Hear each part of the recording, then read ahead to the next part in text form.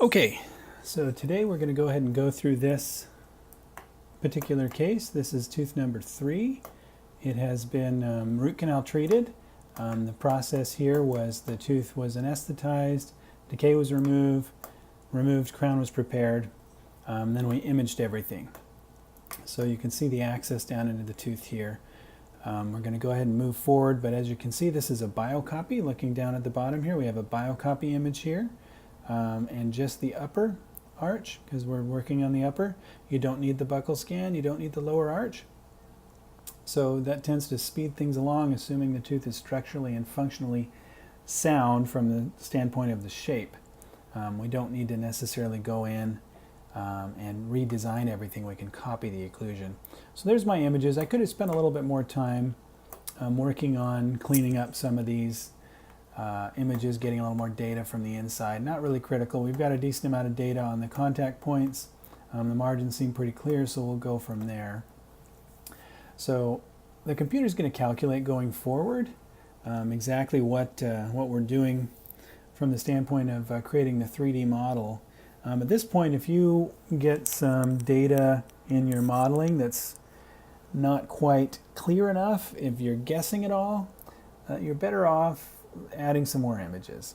You're always better off adding more data than not having enough and trying to get a compromised prep or a compromised crown to work for the patient, because in the end it generally is just a risk that's not worth taking. So if you get to this point and you don't have quite enough data to work with, add some more images, go back to the imaging and add some more images. Okay, so this particular screen, the purpose of this screen is to facilitate telling the computer where this tooth should be in the mouth. So I'm going to rotate it around here on the right side, and remember your left mouse button will grab and rotate. The right mouse button is a pan button, it pans it around. And then the center one, which doesn't do anything in this screen, but the center button actually will zoom in and out. So I'm going to pan with the right button, rotate with the left button. I'm going to go up here, I'm going to pan, I'm going to drag it up again with the right button, and I'm going to grab out here with the left button to get a little more control. If you grab the model in the center, then it's more difficult to control it. So the further away from the center you grab it, the more fine control you have with the rotation. Down here, the same thing applies. If I grab it right at the center, it's difficult to control that movement. So if you grab it off of the model, it gives you a lot more control of where you want to put that. So generally speaking, this is about where I'd put that model in the mouth. That seems pretty good. This is for the incisors and canines. Generally, this is where the premolars would line up, and then the molars here. So once we get that where we want it to be, we're going to hit OK.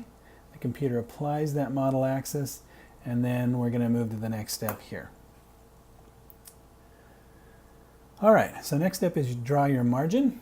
One of the things that I learned when I was an early CEREC dentist was to go ahead and, when in doubt, take the margin outside. If your margin's a little bit too wide, you're better off than if your margin's a little bit too narrow.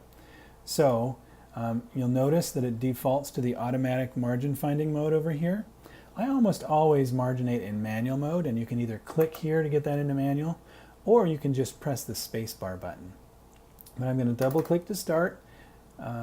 Since I edited this model a little bit, it's not going to let me go into auto mode, but I could, if I wanted to, probably force it to do that. But double click to start, and then you're going to make clicks along the pathway where that margin is. Now you saw how I grabbed the model and angled it over. If you press and hold that left button, you can do all those movements that you need to do to get a better visualization of the margin. You can also use the right button to pan and the center to zoom. But I find myself most of the time rotating. So rather than a click and release, which will apply the margin, if I press and hold, now I can rotate it. Delivery. Thanks. So we're going to marginate around the edge of the preparation. Thanks. To go ahead and get a nice, clear, well-defined margin. And again, if there's ever any doubt, we're going to go ahead and take it outside. Now you'll notice here where I'm at, we've got a little bit of distortion along this buckle, so I'm going to rotate it over and zoom in. I've found that if you don't get really clear resolution, sometimes the computer will grab some of what it deems as the gingiva, and it combines it with the edge of that marginal prep. So it makes it sometimes confusing. You have to make sure you know exactly where your prep margin is. Otherwise you could end up, if I outlined all the way out to the outside of that gingiva, of course that would look awful and you'd have a big overhang on your margin on the buccal. Now that's easy to fix on the buccal or lingual, interproximally not so easy to fix. So you saw how at the end I double clicked to end that margination session. But if I roll it over here again, you can see as I zoom in that follows the enamel line where it's prepared. This is just incomplete data that the computer is extrapolating from the gingiva, so I'm comfortable with where that is. Now interproximally here I'm a little bit over, so I'm going to correct this. We're going to double click, bring it in just a little bit. Remember, if you're ever in doubt about where that margin is, you're better off being a little bit outside than inside. You'd rather have too much ceramic than not enough, because it's easy to adjust back. It's not so easy to add. Okay, so once we're happy with our margin, and I would submit to you that marginating should take you about a minute. You should get real comfortable with marginating, so it should take you about 1 minute. We're going to define the insertion axis, and this is your draw pathway. And you can see it's given me some yellow internally here. This yellow is where the computer, basically from this view, us looking at the screen, the program can't see under those areas. There's some undercuts. So fortunately they're all internal, which we can basically ignore. If you had some undercuts here along your prepared surface, that could be a problem. But the real red flags are when you have an undercut that's hanging over a margin. Then you know you don't have enough draw, you haven't prepared the tooth enough, you don't have a two-plane reduction. So you want to be very cautious when you're doing that. Okay, so generally the rule is you want to be able to see as much of the adjacent contacts on both sides as possible. So even that out a little bit. I'm just going to match it up a little more with the path of the internal draw. Then you hit OK. I could go to the preparation analysis, which will tell me how much reduction I've got. Now, one thing to bear in mind here, we did a BioCopy, so the computer doesn't see any reduction. That's totally fine. It's nothing we need to worry about. Generally, I go from define insertion axis, leapfrog over to either the design or the copy line step. So here's what the tooth looked like before. I could leave that copy line where it is without worrying about changing it. That's totally fine. I'm a little OCD. Sometimes I like to alter these a little bit. In this case, we're going to make sure that we include all of the occlusal surface, but I want to try to avoid getting any of that incomplete data there. Now, remember that a lot of people occlude midway down the palatal side of these upper molars. So make sure you get all that data, otherwise the computer might create a little bit of a design here that's going to be in hyperocclusion. So since I don't have the opposing model, I have to be extra cautious about that. All right, so we got the copy line. We're going to go forward and hit design.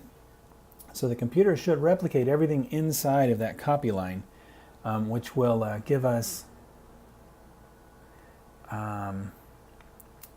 a pretty darn good representation of what the tooth will be. Now, that's pretty much an exact copy of what the tooth looked like before. Now, one thing to bear in mind when we get to this screen is always pay attention to what's going on right here.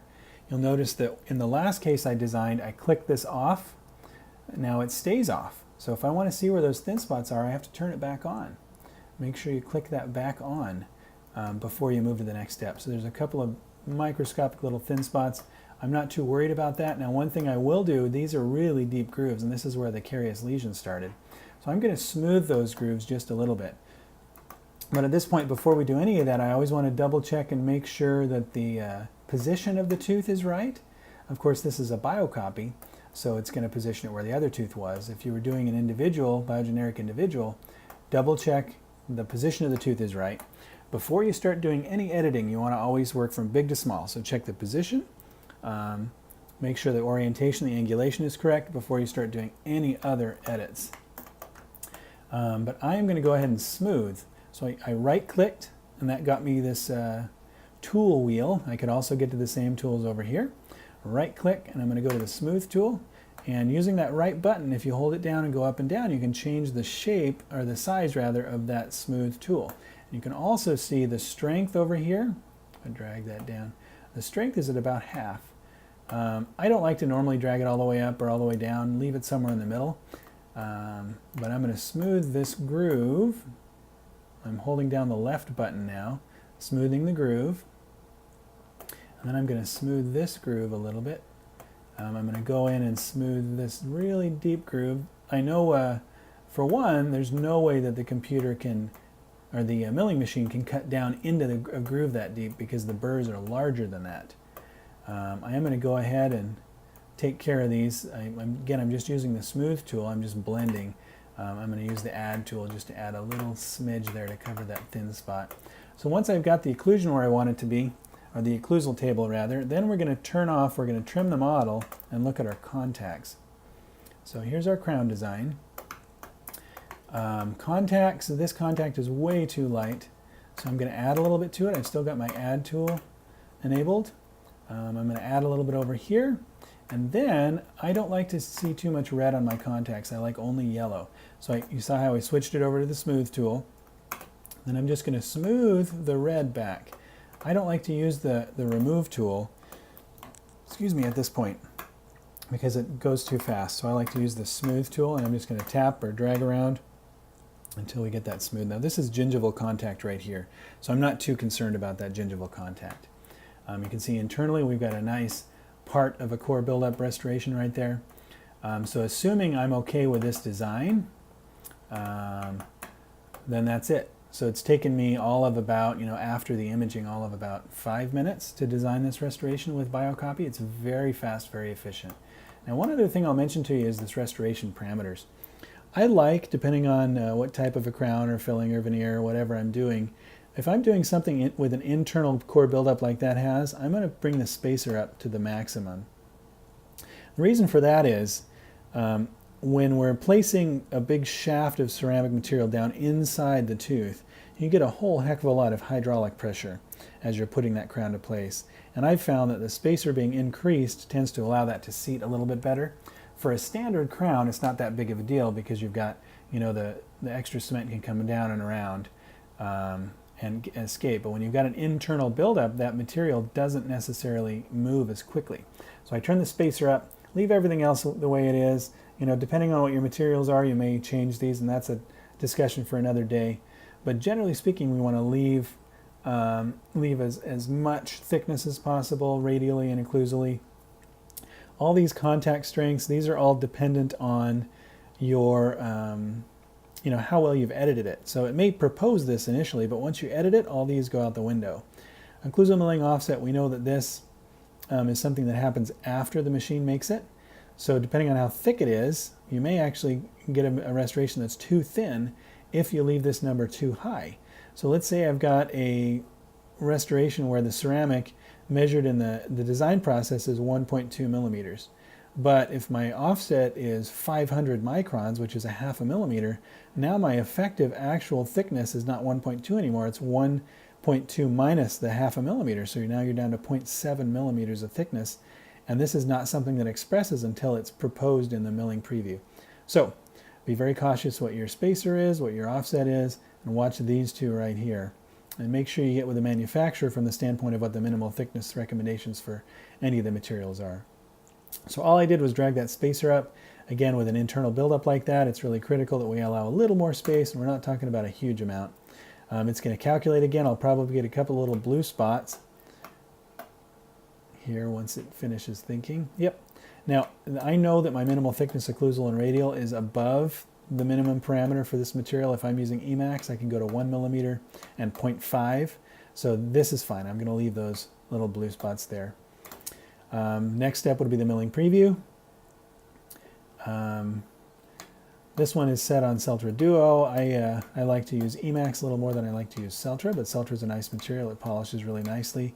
Gives you the option of firing or not firing. I still prefer Emax though. I've read a couple of studies that seem to support that Emax is a higher strength material despite what Celtra Duo says.